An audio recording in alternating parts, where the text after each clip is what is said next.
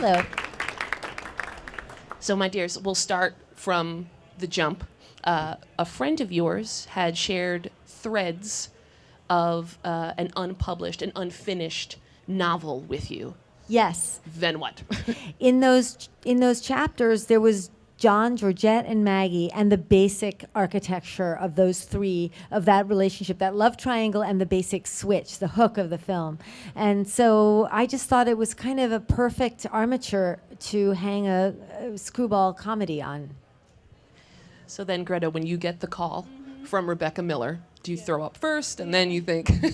No, I really loved Rebecca's films, and I was a great admirer of her. Also, as like a lady who's interested in making films, that was also what she does is so great, and she has such a unique voice, and she's a true auteur. And I think for me, the way I choose the films I want to do is really, really director based, and it felt like the very act of the movie coming together and me being in it felt like a bit of an act of destiny. In and of Yeah, itself. I mean, I have to just say that when I met Greta, I had really started to get worried that we wouldn't find the person that could really make sense of this character, that could seem manipulative in the wrong hands and wouldn't have the qualities. And I met Greta, and it was just like it really was a thunderclap of yes. How right is that? Yeah, but it also raises those questions,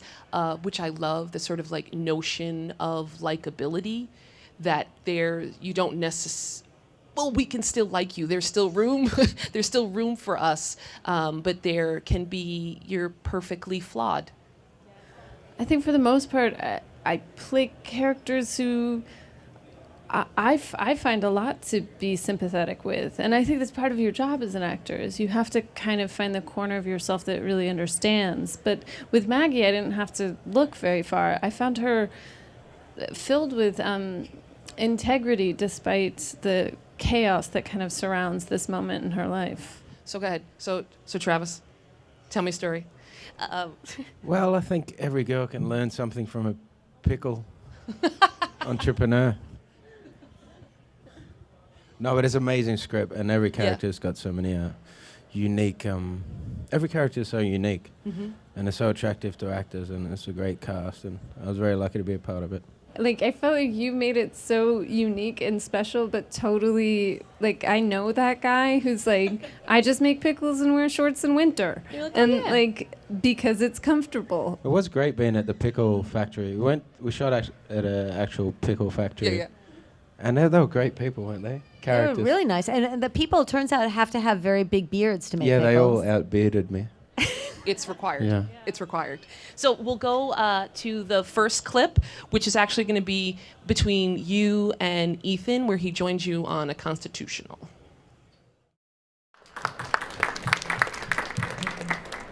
Now, you've both described working together and sort of pulling Maggie from the page and from your minds and making her flesh as a truly deep collaboration. Do you want to elaborate on that, the working process? Like, all my favorite collaborations, I felt like Rebecca and I really got to a point where we were we'd melded brains, and that's incredibly gratifying. And but then when it's over, you feel kind of adrift, and like you don't really know who you are anymore. But that's always it's a good sign, I think, ultimately for the life of the movie. But when it's over, you just feel kind of bereft. Mm-hmm. Yeah, absolutely. Yeah. I mean, we had a wonderful, luxurious period of time together where we were able to just free associate and talk about strange things, books. Like, we went shopping for a dress for Maggie once. We would. This is a real girls' club. I didn't get any of that. Yeah, we did things too, but not quite so much. No, and we talked about many things and deep things, like the fact that she was a Quaker was something that we actually came up with together. But all of the actors were sort of advocates for their characters. I mean, the same, Travis, the same thing happened. There was like a lot of conversation about his attitude toward Maggie. how he felt about Maggie from the beginning, from way back, and his he filled it up. I mean, that's what's amazing about working with actors, is that they fill up that thing that you made and make it so much more than you ever thought it could be. Right. And then, I mean, in the overall, and I'd mentioned to you earlier, that I feel like the film sort of hits into, I guess it's a shift in the zeitgeist, particularly, obviously, for women, that the rule book has been thrown out. There's no direct line to having a baby, or that destiny doesn't necessarily have to be pinned to some dude. Right. Yeah. Yeah. And there's a freedom in that. There is a freedom, and I think a lot of women are feeling this tremendous sense of freedom, along with a kind of alarming sense of freedom. I mean, I think it's both, because when you suddenly are able to choose so many different ways of living, it just takes your breath away, and there's all sorts. Then also there's the fact that you end up with lots of responsibilities, and all of a sudden other human beings are involved in all of that. But it's a really exciting moment. I mean, I think the film is just sort of saying, look at what's changed. Look where we are now. Look at our confusion. Right. But I think it'll stand, that people will look.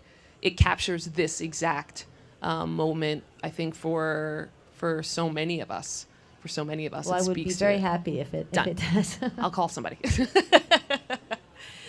So I guess now we'll jump to, we have another clip, and this is between Guy and Greta and his sperm. Great. Rebecca, how do you think it's absolutely necessary for women to create their own content? I don't think it's necessary. I mean, I think that there's plenty of examples of women who've shot other people's scripts. I think that you're at is sort of an advantage, I suppose, because if you control the content and people want that content, then you necessarily are going to be hired, because you come with it. Right. So I suppose in that sense that I do think that the women have had an advantage in that way, but I can think of a lot of women who've directed other people's scripts, certainly. Right. It's not. Yeah. Aside from the work, do you really find that it's built on relationships and honesty and just being at the right place at the right time? They say, it's not really luck. It's being prepared when the opportunity presents itself. I think for me, my luck has been that actors wanted to work with me. I mean, that Personal Velocity, in a way, was a turning point, because once I made that, then other people, actors saw that, they wanted to work with me. And then once I started to get that reputation of being able to work with actors, that's why. And then the money followed the actors. So Right. that was my sort of thing. Would you agree that perhaps Rebecca's working as an actor, or insight into acting, helps in how she communicates with you guys?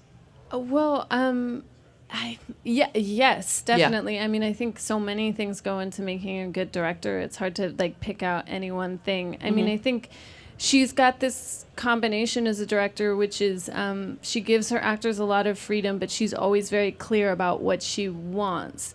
And I think that that's really, for me, that's ideal, because I'm not scared of trying things, but I don't feel like I'm screaming into a void, which sometimes if people don't give you any guidelines, then you just feel like, well, I don't really know. I don't know what you want. I could do it a bunch of different ways, but what are you looking for?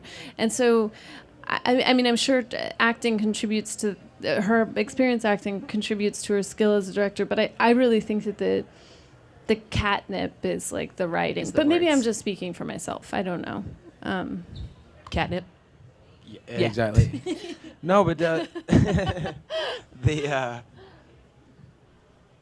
script is you read so many scripts as an actor, and but you do, and then there's some that you're on the fence. It's like, is this good? Is this bad? What's it like? And then you read a script like Rebecca's, and you make your judgment of those others you just read. Like, this is really good script, Rebecca's, But there's so many times where you question is like, oh, do you want to do this? Do you want to do this script? And you're on the fence. But yeah, it takes one really good script to go, oh my God, I can't believe I was considering that other one, you know? I know. Or like, you can't believe you did it. Very true, very true. Like, oh no. But then, Yeah. Every script you But sort of judge on that the standard of scripts like Rebecca's. Wow. Yeah. I'll stop asking questions and open it up to you guys. How you doing, guys? Being a native New Yorker, I love the fact that this film was shot in New York. And my question to you guys was, how was it filming in New York City? Yeah, it was. I mean, it was a challenge.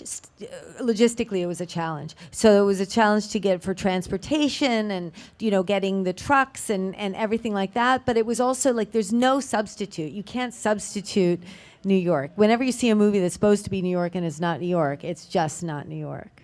When you're getting ready for a movie, how do you instruct your characters instruct your actors to step into the character's role? Is there a certain process that you sort of go through to get them ready to play the character, or is that?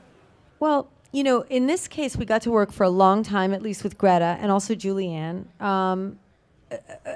And Ethan and Travis, in a sense, we all got to talk for a long time before. So it isn't really like a last minute stepping in, like you're getting into a bath. It's like a long period where we're just talking. And really the truth is, as a director, you're completely dependent on an actor coming, creating a character. You can only go so far. You can meet in the middle. You can tailor a part to somebody, but as much as possible. And you can talk and talk and talk. But finally, you're dependent on the talent and imagination of an actor. And creating a part is an act of imagination. It's a creative act. And so that's why actors are both wonderful and terrifying, because you're so dependent on them. And yet, that's also why I love to work with them and why I have so much respect for what they do. On that note then, so Maggie's Plan opens in LA and New York on Friday the 20th. And that's it. Thanks for joining us. Thank you. Thanks for taking the time.